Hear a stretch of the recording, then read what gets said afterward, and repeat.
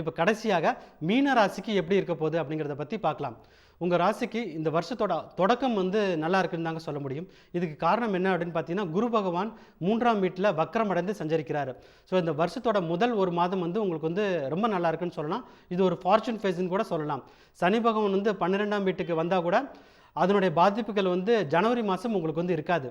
ஆனால் நீங்கள் குறிப்பாக கவனிக்க வேண்டியது என்னென்னா, இதுக்கு அடுத்து வரக்கூடிய பயிற்சிகள் இருக்கு இல்லையா, அது சனி பகவான் வந்து உங்களோட ஜென்ம ராசிக்கு வந்து மார்ச் 29ஆம் தேதி வந்துடுவார். அது வந்து உங்களுக்கு அந்தளவுக்கு நல்ல பலன்களை கொடுக்காது.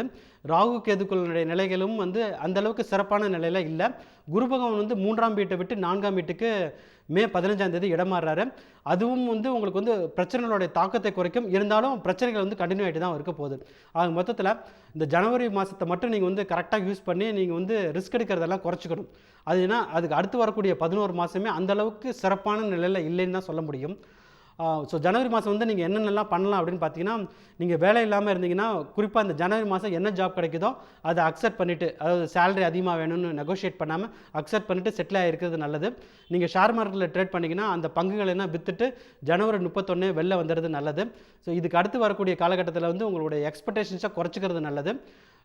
அப்புறமே வந்து நீங்கள் உங்களுடைய ரெகுலர் செக்கப் இருக்கு இல்லையா, பிபி, கொலஸ்ட்ரால், டயபெட்டிஸ், இந்த மாதிரி ரெகுலர் செக்கப் வந்து ஜனவரி மாதமே எடுத்துகிட்டு உங்களோட நம்பர்ஸ் எல்லாம் எந்த லெவலில் இருக்குது அப்படிங்கிறத வந்து செக் பண்ணி பார்த்துக்கிறது நல்லது. உங்களுக்கு எக்ஸஸாக கேஷ் இருந்ததுன்னா, அது அதிகமான பணம் இருந்தது அப்படின்னா அது வந்து சேஃபான இன்வெஸ்ட்மெண்ட்ஸ், குறிப்பாக வந்து ஃபிக்ஸ்டு டெபாசிட் இல்லைனா ரியல் எஸ்டேட்டில் வந்து மூவ் பண்ணிக்கிறது வந்து நல்லது.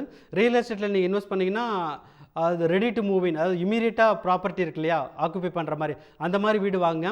ஸோ அடுத்து ஒரு 2 வருஷத்தில் இல்லை 1 வருஷத்தில் டெலிவரி ஆகக்கூடிய ப்ராப்பர்ட்டிஸில் வந்து இன்வெஸ்ட் பண்ண வேணாம். இல்லைனா நீங்கள் வந்து இடமா வாங்கி போட்டலாம், அது வந்து இன்னுமே ரொம்ப சேஃபு. ஏன்னா அதனால் வந்து உங்களுக்கு வந்து பெரிய பிரச்சனைகள் எதுவுமே வராது. ஸோ பிப்ரவரி மாதத்துலேருந்து என்னென்னா உங்களுடைய ரிஸ்க்கை வந்து நீங்கள் வந்து கம்ப்ளீட்டாக குறைச்சிக்கணும். குரு வந்து 3ல் வக்ர நிவர்த்தி அடையும் போது ஃபைனான்ஷியல் ப்ராப்ளம் வந்து உங்களுக்கு வந்து ஏற்படலாம். ஸோ யாருக்குமே வந்து ஜாமீன் கழுத்து போடாதீங்க, ஷூரிட்டி கொடுக்காதீங்க. கடனும் வந்து வாங்குறத வந்து பெருமளவு குறைச்சிருங்க. ஏன்னா பிப்ரவரி மாதத்துக்கு அப்புறம் நீங்கள் எப்போ கடன் வாங்கினாலுமே அந்த கடனை திருப்பி கொடுக்கறதுக்கு வந்து கிட்டத்தட்ட உங்களுக்கு வந்து 2 அல்லது 3 வருஷம் கூட ஆகலாம். ஸோ அந்தளவுக்கு கடனால் கஷ்டப்படக்கூடிய சூழல் வந்து ஏற்படலாம். கடன் மட்டுமல்லாமல் அதிகமான வட்டிக்கு கடன் வாங்கி வட்டி கட்ட முடியாமல் அவஸ்தைப்படக்கூடிய சூழலுமே வந்து இந்த வருஷத்தோட கடைசியில் வந்து உங்களுக்கு வந்து உண்டாகும். அதனால் முடிஞ்ச அளவுக்கு கடன்களை வந்து வாங்குவதையோ கொடுப்பதையோ தவிர்க்கிறது வந்து நல்லது. ஸோ முடிஞ்ச அளவுக்கு ரிலேஷன்ஷிப்பில் வந்து அதிகமாக டைம் ஸ்பெண்ட் பண்ணுங்கள். உங்களோட தேக ஆரோக்கியத்தை பார்த்துக்குங்க. அடுத்ததாக வேலை பார்க்குறவங்க உங்களுடைய எக்ஸ்பெக்டேஷன்ஸ் வந்து குறைச்சிக்கிறது நல்லது. நீங்கள் வந்து இது வரைக்கும் வந்து ஒரு 10 ஹவர்ஸ் வேலை பார்த்துட்ருக்கேன், ரொம்ப கஷ்டத்தில் இருக்கேன்னு நினச்சிங்கன்னா, ஜென்மசனி ஆரம்பிச்சதுக்கப்புறம் அந்த 10 ஹவர்ஸுங்கிறது 12 ஹவர்ஸ் இல்லைனா 14 ஹவர்ஸ் அதிகமாகிடும். ஸோ அந்தளவுக்கு நீங்கள் வந்து வேலை பார்க்க வேண்டியிருக்கும். ஸோ வீக்கெண்டு இல்லை அதே மாதிரி லேட் ஹவர்ஸ் ஒர்க் பண்ணுறது இதெல்லாமே வந்து ரொம்ப ஒரு சகஜமாகிடும். ஸோ ஒர்க் லைஃப் பேலன்ஸ்னு சொல்லுவோம் இல்லையா, அது வந்து இல்லாமல் போயிடும். ஸோ அந்தளவுக்கு உங்களுக்கு வந்து ஒர்க் ப்ரெஷர் வந்து அதிகமாகிடும். இவ்வளோ தூரம் நீங்கள் வேலை பார்த்தா கூட அதுக்குரிய ஒரு நல்லது ஒரு பேர் அப்படின்னு சொல்லுவோம் இல்லையா, அது வந்து உங்களுக்கு வந்து சேராது. அது மட்டும் இல்லாமல் வேறு ஒரு பெனிஃபிட்ஸ் இருக்கு இல்லையா, மானிட்ரி பெனிஃபிட்ஸ், அதுக்குரிய ஒரு ஊதிய உயர்வோ இப்போ அது மாதிரி வந்து எந்த விதமான பெனிஃபிட்ஸ் இருக்காது. ப்ரமோஷனும் வந்து சேராது. இதுக்குரிய ஃபார்ச்சூன்ஸ் எல்லாம் உங்களுடைய ஜூனியர்ஸுக்கும் மேனேஜர்ஸுக்கும் வந்து சேர்ந்துடும்.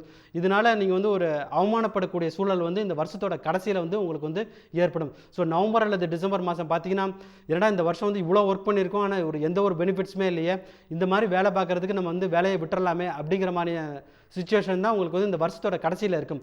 ஸோ இதெல்லாம் தெரியும் போது நீங்கள் என்ன பண்ணலாம் அப்படின்னு பார்த்தீங்கன்னா, இந்த வேலையை காப்பாற்றிக்கிறதுக்கு எந்த அளவுக்கு வேலை பார்த்தா போதும், அந்த அளவுக்கு மட்டும் நீங்கள் வந்து டைம் ஸ்பெண்ட் பண்ணால் போதும்.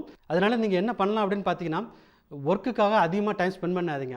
ஸோ உங்களுக்கு எந்த அளவுக்கு டைம் ஃப்ரீயாக கிடைக்குதோ அதை வந்து உங்களுடைய ஹெல்த்துக்காக ஸ்பெண்ட் பண்ணுங்கள். தேக ஆரோக்கியத்து தான் வந்து உங்களுக்கு வந்து ரொம்ப முக்கியம். ஜென்மசனி வரும்போது அதுக்கு அடுத்தது வந்து ரிலேஷன்ஷிப் வந்து ரொம்ப முக்கியம். அது ரெண்டும் அஃபெக்ட் ஆகாமல் பார்த்துக்கிட்டாலே உங்களுக்கு வந்து இந்த ஜென்மசனியோட ஃபேஸை வந்து ஈஸியாக கிராஸ் பண்ண முடியுங்கிறத வந்து சொல்லிட முடியும். உங்களுக்கு ஒரு நல்லதொரு பரிகாரம் என்ன அப்படின்னு பார்த்தீங்கன்னா, காலபைரவரை வணங்குவது வந்து ஒரு நல்லதொரு பரிகாரமாக இருக்கும். அதுக்கடுத்து சிவ வழிபாடு வந்து ரொம்ப முக்கியம். ஏன்னா ரொம்ப ஒரு சோதனையான காலகட்டம் தான் உங்களுக்கு வந்து இருக்க போகுது.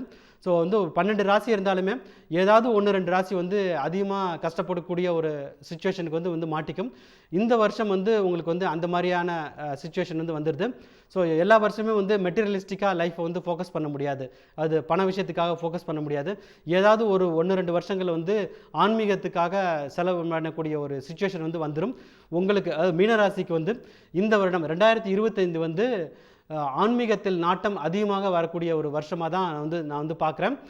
ஸோ வந்து அதுக்குரிய ஒரு டைம் அண்ட் எனர்ஜி வந்து நீங்கள் வந்து ஸ்பெண்ட் பண்ணிங்கன்னா ஆன்மீகத்தில் வந்து உங்களுடைய வந்து வளர்ச்சி வந்து இந்த வருஷம் வந்து அதிகமாக இருக்குங்கிறத கண்டிப்பாக சொல்லலாம்.